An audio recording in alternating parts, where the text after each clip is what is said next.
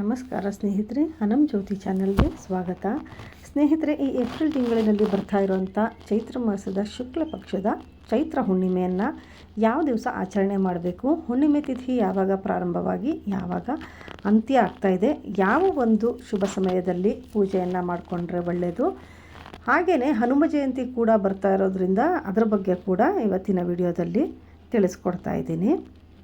ಈ ಚೈತ್ರ ಮಾಸದ ಶುಕ್ಲ ಪಕ್ಷದ ಹುಣ್ಣಿಮೆ ತಿಥಿ ಪ್ರಾರಂಭ ಆಗ್ತಾ ಇರುವಂತಹದ್ದು ಏಪ್ರಿಲ್ 1ನೇ ತಾರೀಕು ಬುಧವಾರ ಬೆಳಗ್ಗೆ 7:06 ಹುಣ್ಣಿಮೆ ತಿಥಿ ಪ್ರಾರಂಭ ಆಗುತ್ತೆ. ಇನ್ನು ಮುಕ್ತಾಯ ಆಗ್ತಾ ಇರುವಂಥದ್ದು ಏಪ್ರಿಲ್ 2ನೇ ತಾರೀಕು ಬೆಳಗ್ಗೆ 7:41 ಈ ಹುಣ್ಣಿಮೆ ತಿಥಿ ಮುಕ್ತಾಯ ಆಗ್ತಾ ಇರುವಂಥದ್ದು.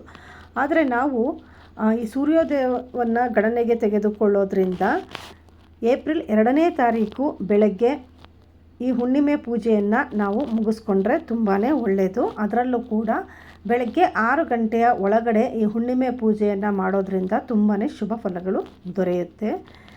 ಇನ್ನು ನೀವು ಸಾಧ್ಯವಾದರೆ ಬ್ರಾಹ್ಮಿ ಮುಹೂರ್ತದಲ್ಲೇ, ಯಾಕೆಂದರೆ 7:41 ಮುಗಿದೋಗ್ತಾ ಇರೋದ್ರಿಂದ ನೀವು ಬ್ರಾಹ್ಮಿ ಮುಹೂರ್ತದಲ್ಲಿ, ಅದರಲ್ಲೂ ಕೂಡ ಬೆಳಗ್ಗೆ 4:30 5:30 ಒಳಗಡೆ ಸಾಧ್ಯವಾದರೆ ಈ ಒಂದು ಹುಣ್ಣಿಮೆ ಪೂಜೆಯನ್ನು ಮಾಡೋದಕ್ಕೆ ಪ್ರಯತ್ನ ಪಡಬೇಕಾಗತ್ತೆ.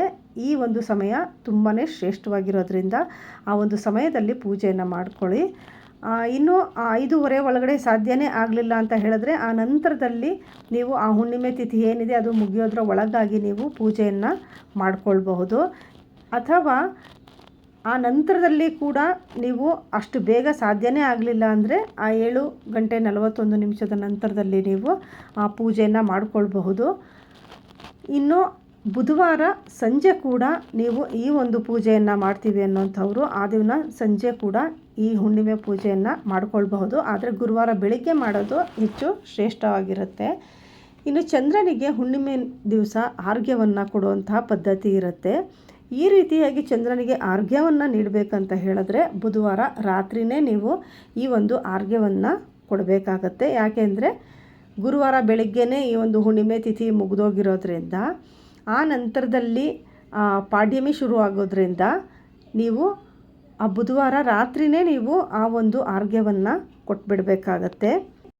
ಆರ್ಘ್ಯವನ್ನು ಬಿಡಬೇಕಾದ್ರೆ ಆ ನೀರಿನಲ್ಲಿ ಸ್ವಲ್ಪ ಅರಿಶಿನ, ಒಂದು ಬಿಳಿಯ ಹೂವು, ಹಾಗೆ ಸ್ವಲ್ಪ ಅಕ್ಷತೆ ಇವುಗಳನ್ನು ಹಾಕ್ಕೊಂಡು ನೀವು ಚಂದ್ರನಿಗೆ ಆರ್ಘ್ಯವನ್ನು ಕೊಡುವಂಥದ್ದು ಬಹಳನೇ ಒಳ್ಳೆಯದು.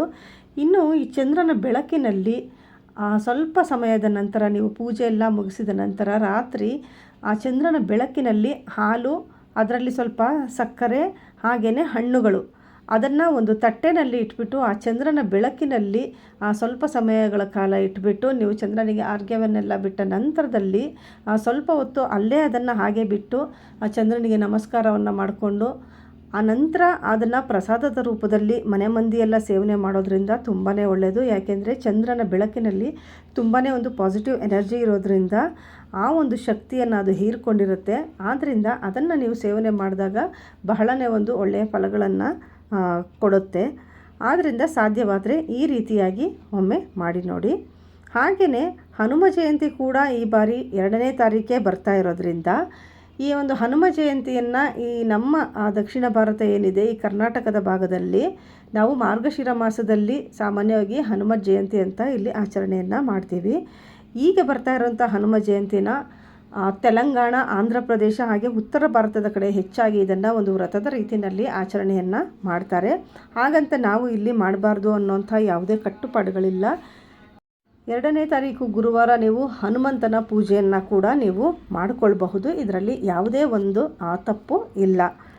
ಈ ದಿವಸ ನೀವು ಹುಣ್ಣಿಮೆ ಪೂಜೆ ಜೊತೆಗೆ ಹನುಮಂತನ ಪೂಜೆಯನ್ನು ಕೂಡ ಮಾಡ್ಕೊಳ್ಬೋದು. ಹನುಮಂತನ ದೇವಸ್ಥಾನಕ್ಕೆ ತೆರಳಿ ನೀವು ವೀಳ್ಯದೆಲೆ ಹಾರವನ್ನು ಕೂಡ ನೀವು ಅರ್ಪಣೆಯನ್ನು ಮಾಡಿ ಬರ್ಬೋದು. ತುಂಬಾ ಒಳ್ಳೆಯದು, ಇದರಲ್ಲಿ ಯಾವುದೇ ತಪ್ಪು ಇಲ್ಲ. ಇನ್ನು ಪೂಜಾ ವಿಧಾನ ಅಂತ ಬಂದಾಗ ಸಾಮಾನ್ಯವಾಗಿ ಹುಣ್ಣಿಮೆಯ ದಿವಸ ಮಹಾಲಕ್ಷ್ಮಿ ಹಾಗೆ ವಿಷ್ಣುವಿನ ಪೂಜೆಯನ್ನು ಮಾಡುವಂಥದ್ದು ವಾಡಿಕೆ.